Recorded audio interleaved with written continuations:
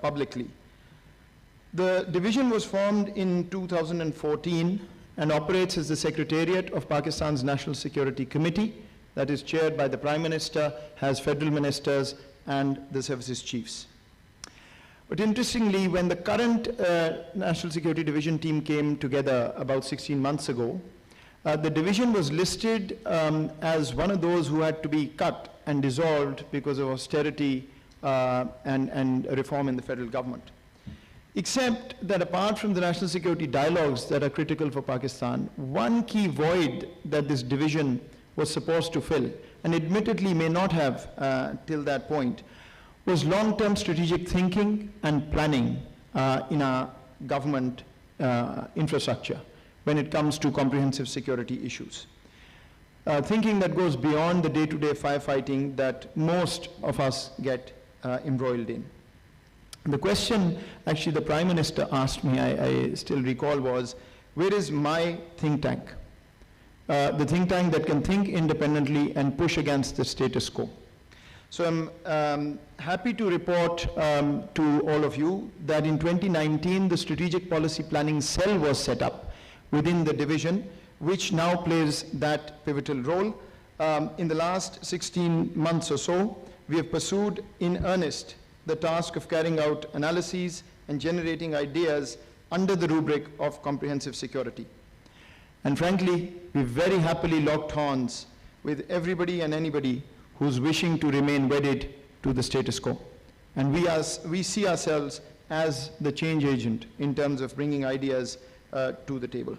The slide that's flashed in front of you here, and so you can see it on the screen, essentially gives you a snapshot of what kind of issues the division deals with. The national security policy that we list is essentially the effort to broaden our scope of comprehensive security and see how we can put this framework of comprehensive security as the ethos of our national vision. We haven't had an NSP document in our entire history, but inshallah in the next few weeks this will be put in front of the Prime Minister for his approval. We've also worked on economic diplomacy, and the Prime Minister has recently launched the Economic Outreach Initiative. The idea is to increase Pakistan's economic footprint, but then leverage that for better political relationships and vice versa. So broadening the scope beyond political diplomacy. The third area I'd quickly mention is communications. In today's post-information revolution world, public relations no longer works for areas of national security. So we've worked with all our other ministries, departments, and the military to come up with a whole of government approach and coordinate strategic communication which puts the rightful narrative of Pakistan to the world. As we all know, we've been treated very unfairly, especially by the Western press and media, but partly because all the conversations are driven by the rest of the world about Pakistan and not by Pakistan about ourselves. In terms of the direct policy input, we've generated close to 150 different policy notes, out of which 38 actually have become key initiatives of the government. But perhaps, ladies and gentlemen, the most relevant thing for today's gathering is our division's effort to move towards a culture of inclusive policy making. All of us know that we have immense talent in our think tanks, in our universities, in our youth. But to be very honest, the public sector on the civilian side has not had a mechanism to absorb input into policy in an optimal fashion. Many countries in the world boast a very close relationship between think tanks, universities, and policymakers. And frankly, we often talk about others having lobbies that present Pakistan in a negative light. It's partly because we don't have that structure created where this link is strong. In that regard, the National Security Division created a year ago a council of experts, where Pakistan's best minds were brought together on issues from traditional security to food security to economic security to climate and security to advise us on where we need to go on this agenda. Again, under the rubric of the comprehensive security framework. And finally, yesterday, the Prime Minister launched the advisory portal, where we are bringing in over 100 think tanks and universities formally into our ecosystem, and all of them will be able to give us direct policy input on virtually any issue dealing with national security broadly defined, which then will be our responsibility to channel it to the right stakeholders. Let me end by just making 2 points very quickly. One that I thought whether I should put it out here or not, but I really should. I am perhaps the only person in the public sector system by virtue of the position who sits right in the middle of the civilian and military pillars of the state. That's the role of the National Security Division, to be the conduit, to be the coordinator. And as we coordinate things, very often I hear this comment from people on whether the two pillars of the state are working together to effect the change that I'm talking about. So I want to put this out on record for all the audience here, but more importantly, everybody who's virtually joining us, that this is at the moment, if anybody is saying that in National Security Division or any other place, there is no consensus on change, I'm sorry, you don't know what is happening within the system. There is 100% consensus, civil and military leadership, on bringing change, on moving in the direction we are moving on, and this conversation must end. We keep hearing this conversation again and again. I'm standing here and telling you that if the NSD does not deliver on its mandate, it is solely the NSD's fault, because we have 150% support from all elements of the state. And finally, a word about this dialogue. Hassan has introduced it, but let me just say why we're all sitting here. We're sitting here, ladies and gentlemen, because the world has a handful of very sort of notable security dialogues. We hear the term Aspen Dialogue, the Munich Security Conference, the Manama Dialogue, you can list a few more. Where is Pakistan's dialogue? We must participate in every other important dialogue, but where is the dialogue where we can talk about Pakistan and its reality in the rightful manner and bring the world's luminaries to talk to us on this platform? And so the idea is going forward to make this an annual event and at the standard of all other leading security dialogues, so that Pakistan is recognized as a thought leader in the space of comprehensive security for all the world to see on where we are and where we are going.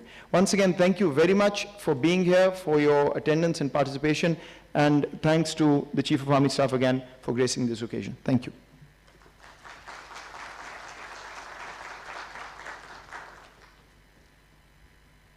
Thank you, Dr. Mohit. I would now like to request the Chief Guest, Chief of Army Staff General Qamar Javed Bajwa, to deliver his opening address.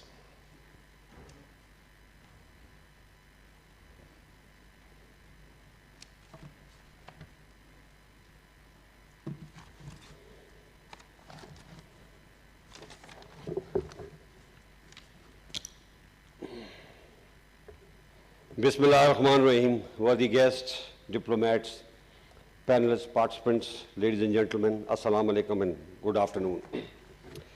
It's my profound privilege and pleasure to address this august gathering of some of the best Pakistani and global minds. Together for Ideas is a very appropriate theme chosen by the organizers of this dialogue. I am certain that the policy practitioners and scholars present here or participating virtually will not only discuss Pakistan's security vision, but also formulate ideas to guide us on how best to tackle Pakistan's future security challenges. I would like to appreciate the National Security Division for identifying the need for Pakistan to have its own security dialogue. I commend the NSD and the Advisory Board for putting together the first iteration of this dialogue. I hope this trend of integrating intellectual input into policy making continues to grow.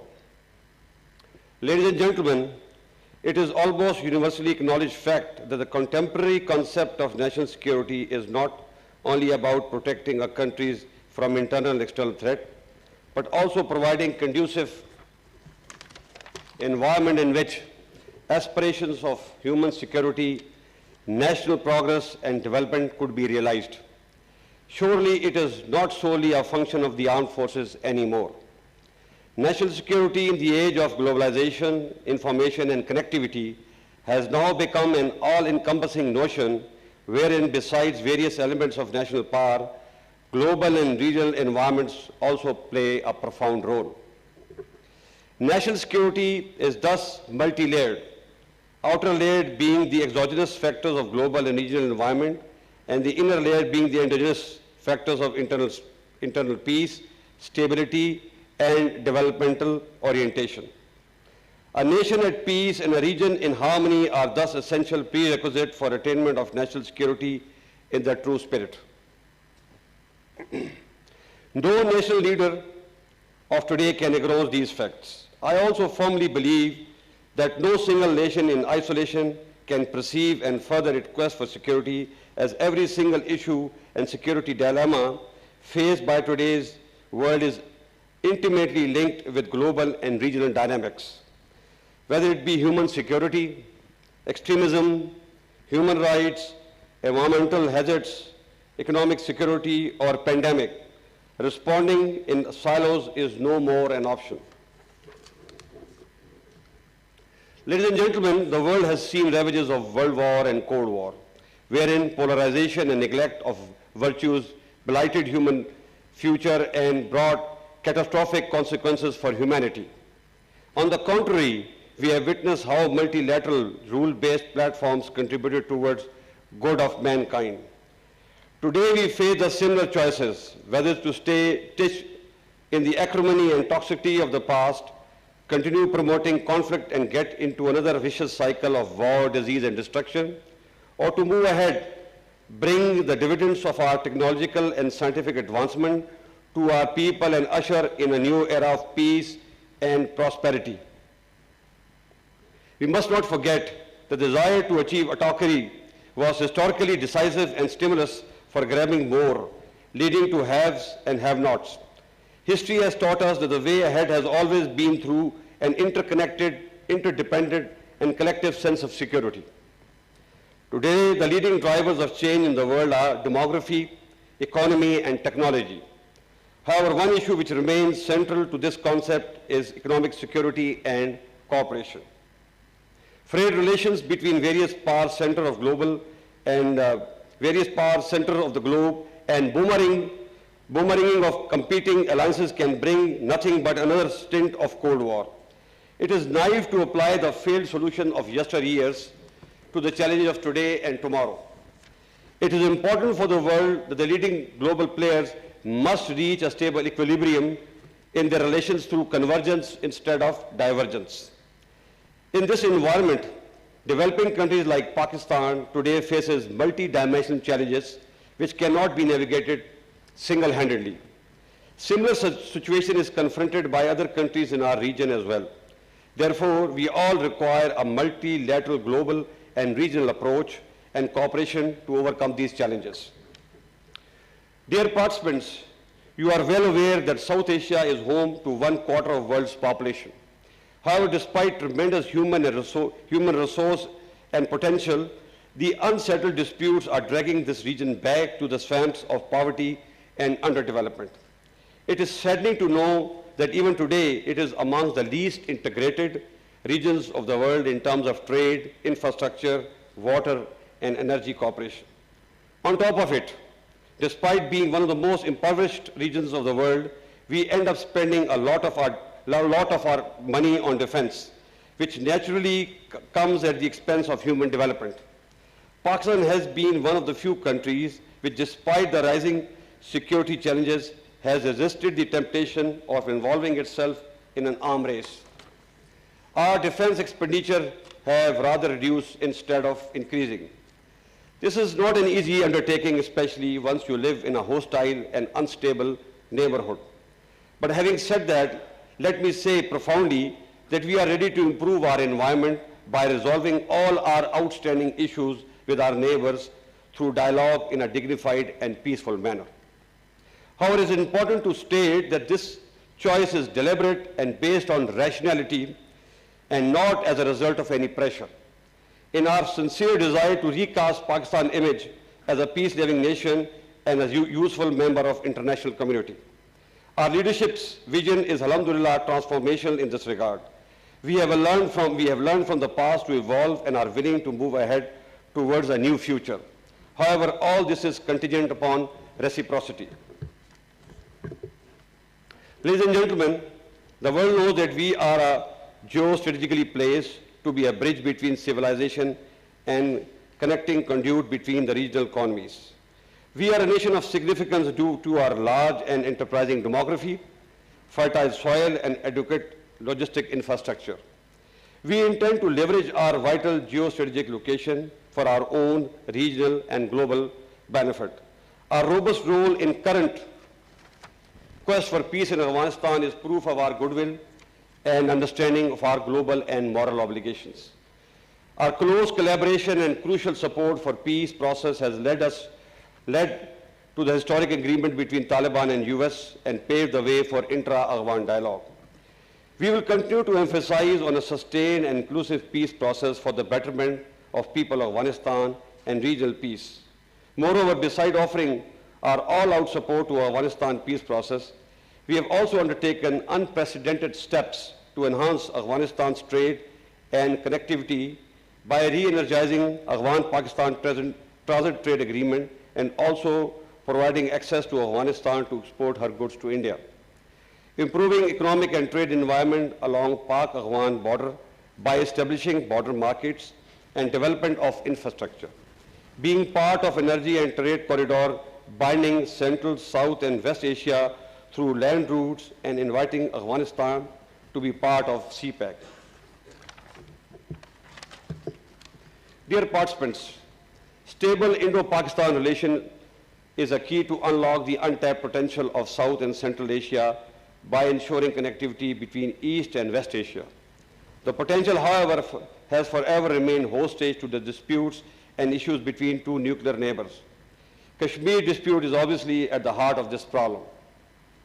It is important to understand that without the resolution of Kashmir dispute through peaceful means, process of subcontinental rapprochement will always remain susceptible to derailment due to politically motivated bellicosity. However, we feel that it is time to bury the past and move forward. But for resumption of peaceful process or meaningful dialogue, our neighbor will have to create conducive environment, particularly in Indian occupied Kashmir. Ladies and gentlemen, today we are a nation of 207 million with tremendous geo-economic potential. In order to carve a promising future for our people, it is important for us to embark upon a solid economic roadmap backed up by infrastructural development and regional integration. Our choices with respect to the same have been clear and explicit. This geo-economic vision is centered around 4 pillars. 1, moving towards a lasting and enduring peace within and outside. 2, non-interference of any kind in the internal affairs of our neighboring and regional countries. 3, boosting intra-regional trade and connectivity.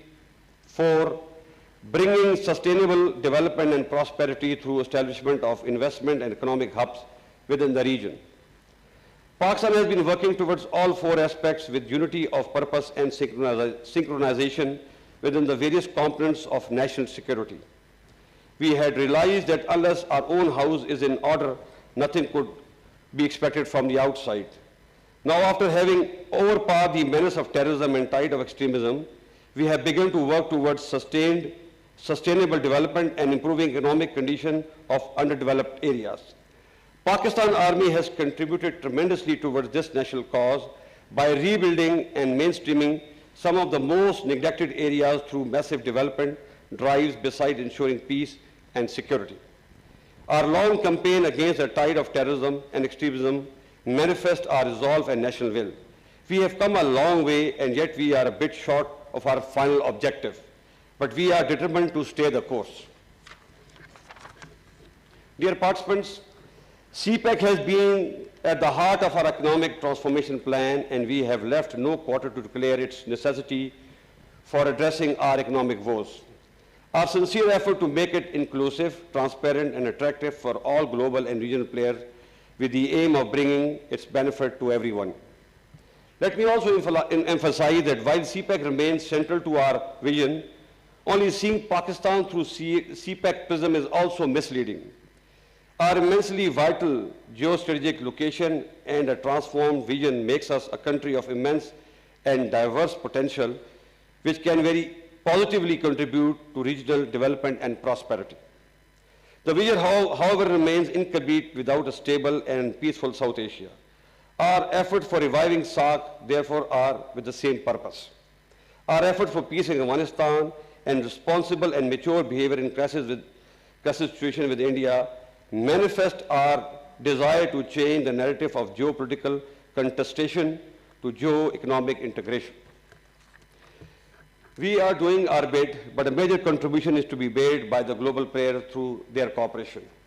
I am sure that an economically integrated South Asia is much more suited to them instead of war-torn, crisis-ridden, and destabilized zone. We also have a hope in the form of incoming US administration, which can transform the traditional contestation into a gainful economic win-win for the world in general and the region in particular. South Asia can be the starting point for regional cooperation. I have firm belief that economic and sustainable human development can guide us into a future full of peace and prosperity. And finally, it is time that we in South Asia create synergy through connectivity, peaceful coexistence, resource sharing to fight hunger, illiteracy, and disease instead of fighting each other. I thank you.